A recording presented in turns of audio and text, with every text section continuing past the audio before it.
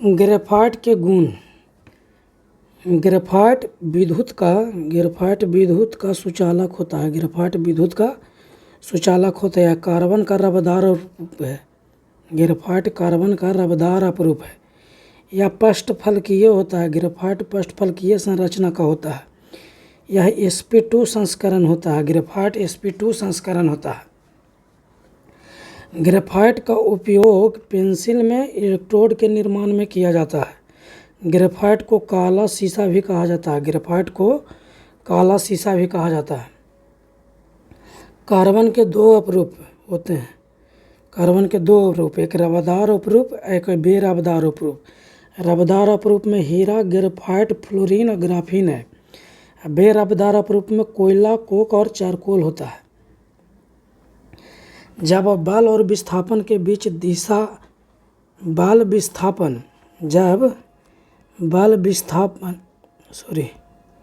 जब विस्थापन बल के विपरीत दिशा में होता है तो बल द्वारा किया गया कार्य ऋणात्मक है। जब विस्थापन बल के विपरीत दिशा में होगा तो बल द्वारा किया गया कार्य ऋणात्मक होगा। यानी यदि बल इस दिशा में लग रहा है और विस्थापन इस दिशा में लगेगा तो किया गया कार्य ऋणात्मक होगा।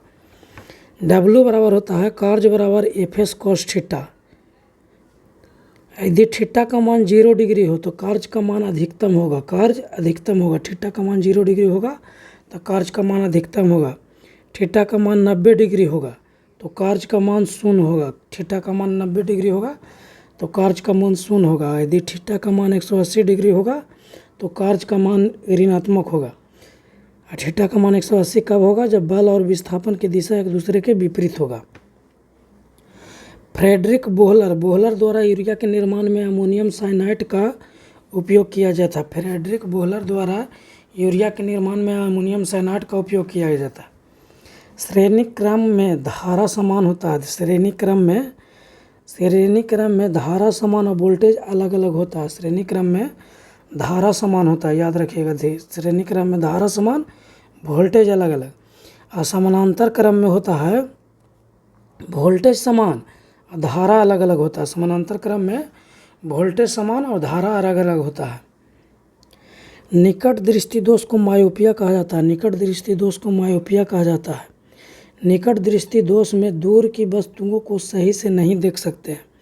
निकट दृष्टि दोष में दूर की वस्तुओं को सही से नहीं देख सकते हैं। इसके उपचार के लिए अवतल लेंस का उपयोग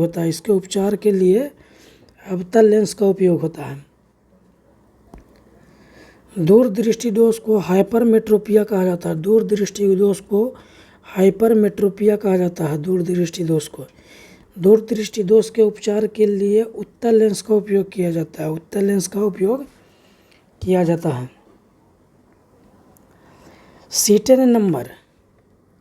सीटेन नंबर डीजल की क्वालिटी के लिए और ऑक्टेन नंबर पेट्रोल की क्वालिटी के लिए उपयोग करते हैं। सीटेन नंबर डीजल की क्वालिटी के लिए और ऑक्टेन नंबर प्रोटॉन की क्वालिटी के लिए पेट्रोल की क्वालिटी के लिए ऑक्टेन नंबर है। डीजल की क्वालिटी के लिए सीटेन नंबर का उपयोग करते हैं। थॉमसन ने प्लम पुडिंग सिद्धांत दिया था।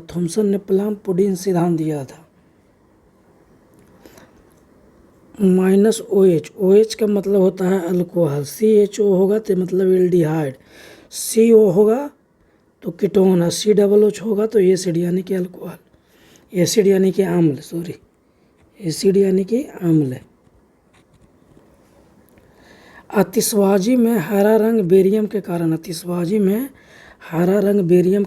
होता है। लाल रंग स्ट्रांसियम के कारण होता है। आतिशबाजी में हरा रंग बेरियम के कारण व लाल रंग स्ट्रांसियम के कारण होता है।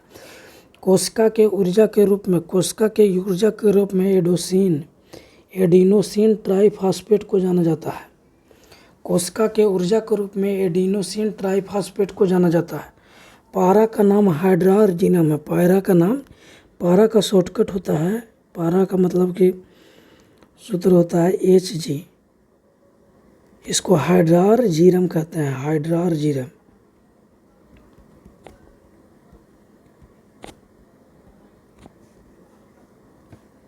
ऑक्सीजन के अणु में एक दोहरा सहसंयोजक बंधन होता है। ऑक्सीजन के अणु में एक दोहरा सहसंयोजन बंद होता है। कोशिका सिद्धांत का पालन विषाणु नहीं करता है। कोशिका सिद्धांत का पालन विषाणु यानी वायरस नहीं करता है कोशिका सिद्धांत का पालन। जीवाणु में माइक्रोकॉन्ड्रिया नहीं पाया जाता है। जीवाणु में माइक्रोकॉन्ड्रिया नहीं पाया जाता है। चुंबकीय फ्लक्स का ऐसा ही मात्रक वेबर है। चुंबकीय फ्लक्स का ऐसा ही मात्रक वेबर है। चुंबकीय फ्लक्स का ऐसा ही मात्रक वेबर है। चुंबकीय फ्लक्स का ऐसा ही मात्रक वेबर है। मुक्त रूप से लटकती चुंबकीय सुई अक्ष। मुक्त रूप से लटकती चुंबकीय सुई अक्ष और भूगोलीय अक्ष के साथ 18 डिग्री का कोण बनाता है। चुंबकीय सुई अक्ष भूगोलीय अक्ष के साथ 18 डिग्री का कोण बनाता है।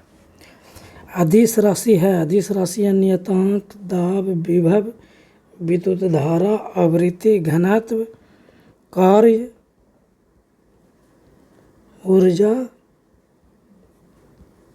समय, सब क्या है?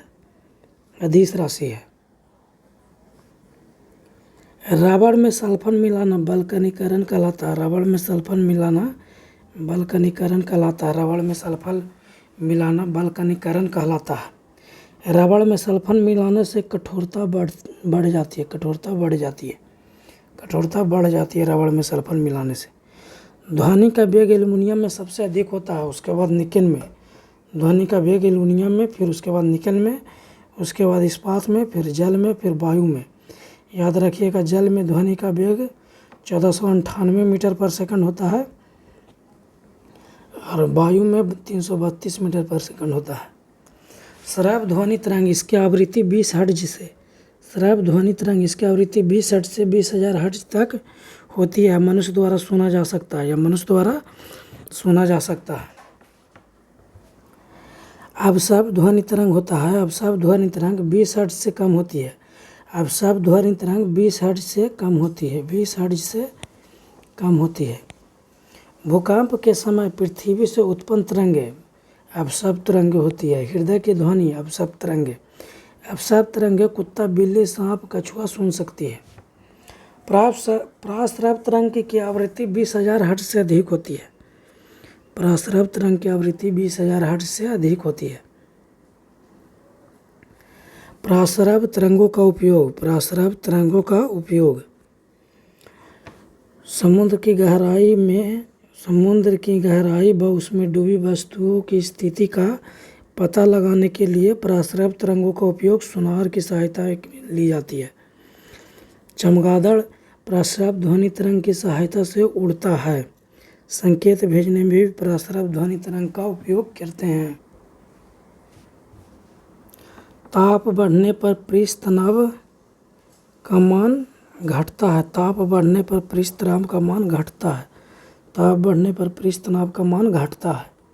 ताप बढ़ने पर पृष्ठ तनाव का मान घटता है।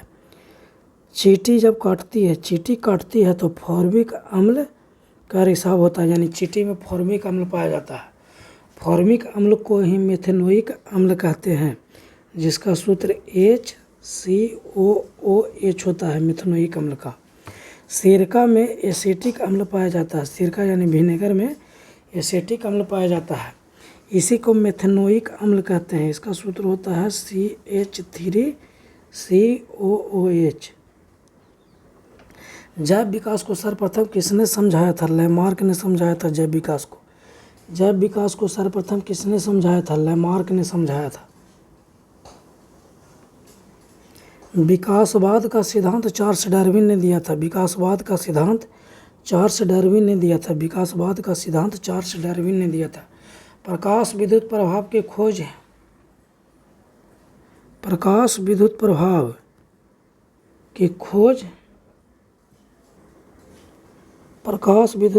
की खोज हार्ट्ज ने किया था। प्रकाश विद्युत प्रभाव की खोज हार्ट्ज ने किया था। इसकी व्याख्या किया था आइंस्टाइन ने। याद रखिएगा, इसकी व्याख्या किया था आइंस्टाइन ने। इसी के लिए 1921 में नोबेल पुरस्कार मिला था आइंस्टाइन को। प्रकाश विद्युत प्रभाव की व्याख्या के लिए 1921 ईस्वी में नोबेल पुरस्कार मिला था। सापेक्षता का सिद्धांत आइंस्टाइन ने दिया था। सापेक्षता का सिद्धांत आइंस्टाइन ने दिया था। आइंस्टाइन ने E = mc², इसी को सापेक्षता का सिद्धांत कहा जाता है। एथिलीन प्राकृतिक रूप से फल पकाने वाला हार्मोन है। एथिलीन प्राकृतिक रूप से फल पकाने वाला हार्मोन है। एथिलीन की संरचना त्रिकोणीय होती है। एथिलीन की संरचना त्रिकोणीय होती है। हीरा की संरचना चतुष्फलकीय होती है। हीरा की संरचना चतुष्फलकीय होती है।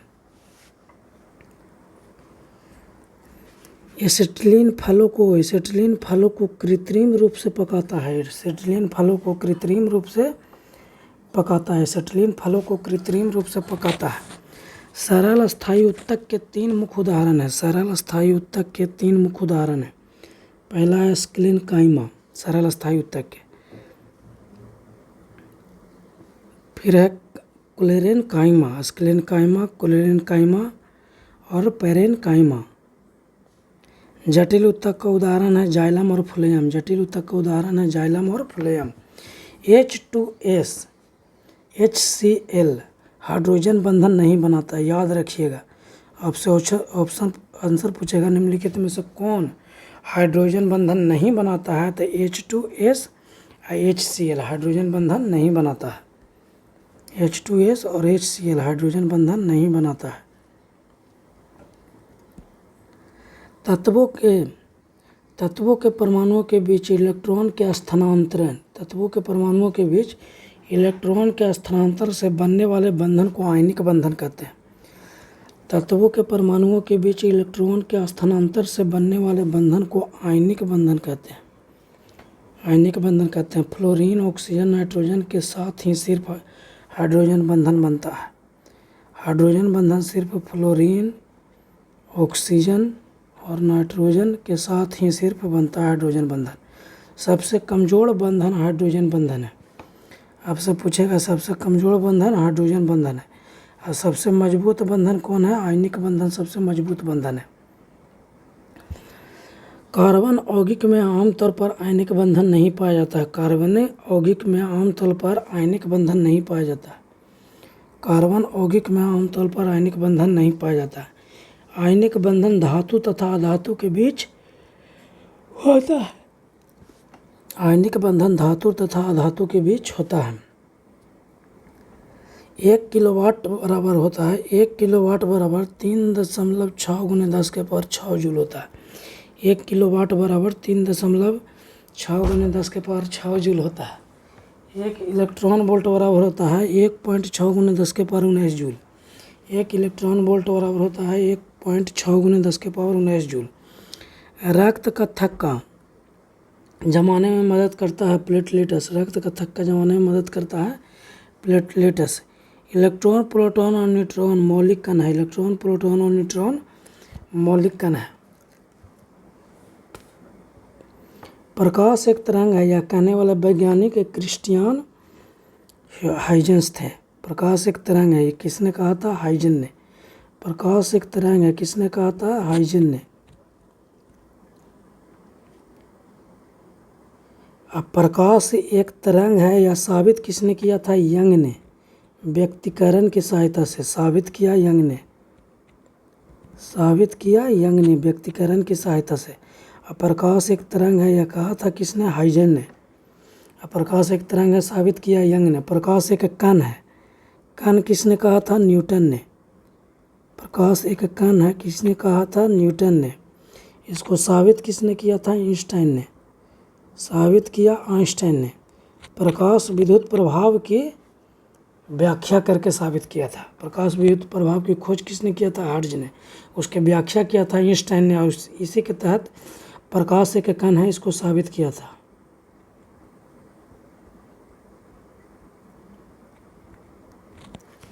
प्रकाश एक कण है यह विचार सबसे पहले आइजैक न्यूटन ने साबित किया था।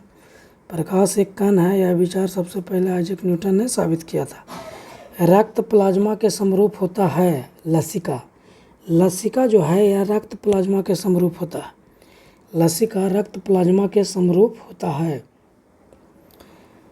लाल रक्त कणिकाएं O2 का वहन करती है। लाल रक्त कणिकाएं यानी आरबीसी O2 का वहन करती है। आरबीसी O2 का वहन करती है। उत्तल लेंस और अवतल दर्पण में बड़ा प्रतिबिंब बनता है। उत्तल लेंस और अवतल दर्पण में बड़ा प्रतिबिंब बनता है। अवतल लेंस और उत्तल दर्पण में छोटा प्रतिबिंब बनता है। अवतल लेंस और उत्तल दर्पण में छोटा प्रतिबिंब बनता है।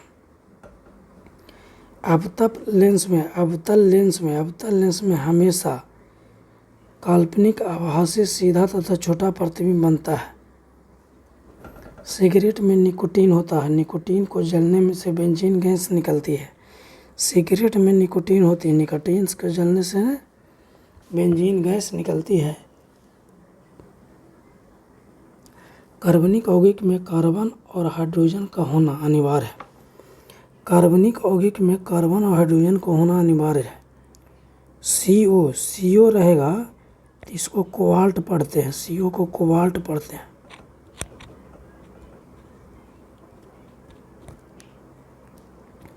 CO को कोबाल्ट पढ़ते हैं। CO को कोबाल्ट पढ़ते हैं। C छोटा हो रहेगा तो कोबाल्ट, और C बड़ा हो रहेगा तो ये कार्बन डाइऑक्साइड। FeSO4 को जब गर्म करेंगे तो Fe2O3 SO2 और SO3 मिलता है। FeSO4 को गर्म करने पर Fe2O3 SO2 और SO3 मिलता है। PbNO3 को जब गर्म करते हैं, PbNO3 होल 2 को जब गर्म करते हैं तो मिलेगा क्या, PbONO2 और ऑक्सीजन। CaCO3 को जब गर्म करेंगे तो कैल्शियम ऑक्साइड और कार्बन डाइऑक्साइड मिलेगा। CaCO3 को जब गर्म करेंगे तो कैल्शियम ऑक्साइड और कार्बन डाइऑक्साइड मिलेगा। एंगस्ट्रम, एक एंगस्ट्रम बराबर होता है 10 के पावर -10 मीटर। यह परमाणु की त्रिज्या के बराबर होता है। एक एंगस्ट्रम परमाणु की त्रिज्या के बराबर होता है और यह परमाणु की त्रिज्या होता है 10 के पावर -10 मीटर के बराबर। एक फर्मी या फेम्टो बराबर 10 के पावर -15 मीटर होता है। एक फर्मी या फेम्टो बराबर 10 के पावर -15 मीटर हो, यह नाभिक की त्रिज्या के बराबर है। वृषण से कौन सा हार्मोन निकलता है? वृषण से कौन सा हार्मोन निकलता है? टेस्टोस्टेरोन। वृषण से कौन सा हार्मोन निकलता है? टेस्टोस्टेरोन। ध्वनि निर्वात में संचरण नहीं करता है। ध्वनि निर्वात में संचरण नहीं करता है। ध्वनि निर्वात में संचरण नहीं करता है। ध्वनि आंतरिक तरंग है। ध्वनि कैसा तरंग है? आंतरिक तरंग है। अनुप्रास तरंग 90 डिग्री पर कंपन करता है। अनुप्रास तरंग 90 डिग्री पर कंपन करता है। 0 डिग्री पर अनुदैर्ध्य तरंग कंपन करता है। 0 डिग्री पर अनुदैर्ध्य तरंग कंपन करता है। इस्पात को कार्बन कठोर बनाता है, निकेल जंगरोधी बनाता है। इस्पात को कार्बन कठोर बनाएगा और निकेल जंगरोधी बनाएगा।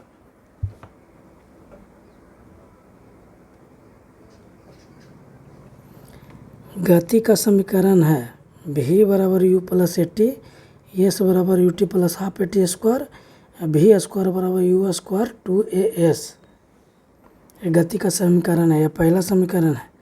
पहला समीकरण, गति के पहला समीकरण वेग और समय को बताता है। गति का पहला समीकरण वेग और समय को बताता है। गति का दूसरा समीकरण विस्थापन और समय को बताता है। गति का दूसरा समीकरण विस्थापन और समय को बताता है। गति का तीसरा समीकरण वेग और विस्थापन को बनाता है। गति का तीसरा समीकरण वेग और विस्थापन को बताता है। गतिशील वस्तु की गतिज ऊर्जा निर्भर करती है। गतिशील वस्तु की गतिज ऊर्जा निर्भर करती है द्रव्यमान और वेग पर। गतिशील वस्तु की गतिज ऊर्जा किस पर निर्भर करती है? द्रव्यमान और वेग पर। जिप्सम और प्लास्टर ऑफ पेरिस के रासायनिक सूत्र क्रमशः है। जिप्सम का सूत्र होता है CaSO4 2H2O। इसी में से अगर जो 1.5 अणु जल निकाल देंगे,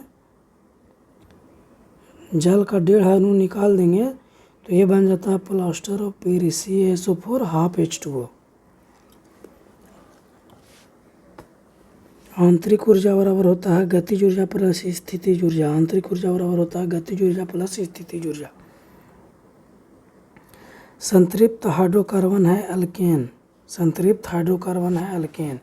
इसका सूत्र होता है CnH2n+2। इसमें सिंगल बॉन्ड होता है। असंतृप्त हाइड्रोकार्बन है एल्कीन असंतृप्त हाइड्रोकार्बन है एल्कीन, इसका सूत्र होता है CnH2n। एल्काइन का सूत्र होता है CnH2n -2, इसमें ट्रिपल बंध होता है। एल्काइन का सूत्र होता है CnH2n-2 एल्काइन का। एल्कीन CnH2n, कार्बन कार्बन के बीच एल्कीन में डबल बॉन्ड होता है।